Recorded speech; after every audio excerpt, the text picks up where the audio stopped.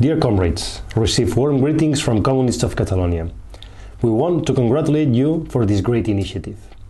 In these days of change of the international relations paradigm, the collapse of the international liberal order, it is important for us Marxists to analyze it.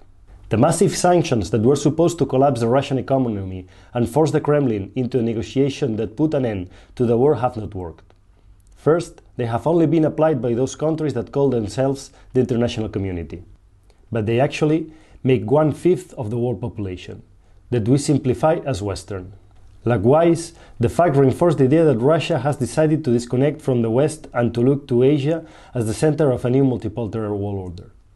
Within the Western Bloc, there is a complete subordination to the interests of US imperialism. We can see a complete lack of the EU's own foreign policy, which is taking measures clearly against the interest of the European population. Imperialism is willing to do whatever it takes to remain in power, and it will make his allies pay the cost before them.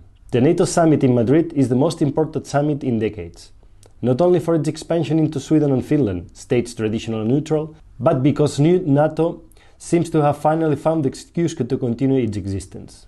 The Ukrainian war has served as an alibi for NATO to justify its presence on European territory, and also for the subordination of its international policy. The main agreement that can be deduced from this summit will be the increase in European public spending in armament, which will reduce other public budget.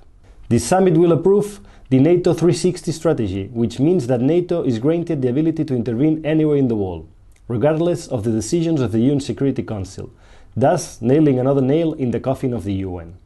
The entrance of Sweden and Finland to NATO have been approved without any referendum, in a moment of warmongering hysteria that runs through Europe. In order to avoid the Turkey's veto, both countries have already stated that they will hand over the exiled YPG, YPJ and PKK militants. In the same way that the pandemic accelerated and showed that the capitalist system is driving the world to collapse, so is the war in Ukraine. The great disruptions in international transport, the end of the era of cheap fossil fuels and the resulting severe energy crisis, the scarcity of materials, and what appears to be a global food crisis with catastrophic consequences on the next months, draw a trivial scenario. However, in the midst of such a complicated situation and such worrying prospects worldwide, there are reasons for optimism, and the struggle for emancipation paves the way. The elections in Colombia give the continuity and depth to the new progressive cycle in Latin America. The victory for Gustavo Petro and Francia Márquez, it's a victory for the whole humanity. Colombia has always been a puppet state and a watchdog of the US in South America.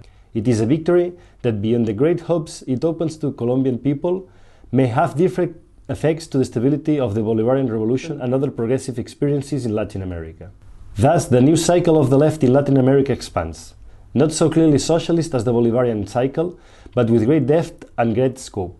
Lula's return to the presidency of Brazil next year, as it would be the culmination. The trend of loss of US dominance and the international liberal order is sharpening, especially in its backyard. In this context, it is important for us communists to strengthen the relationship between communist parties and also other progressive and workers' forces. And the international capitalist threat requires an international response. Conferences like this one, organized by the Communist Party of USA, goes into the right direction.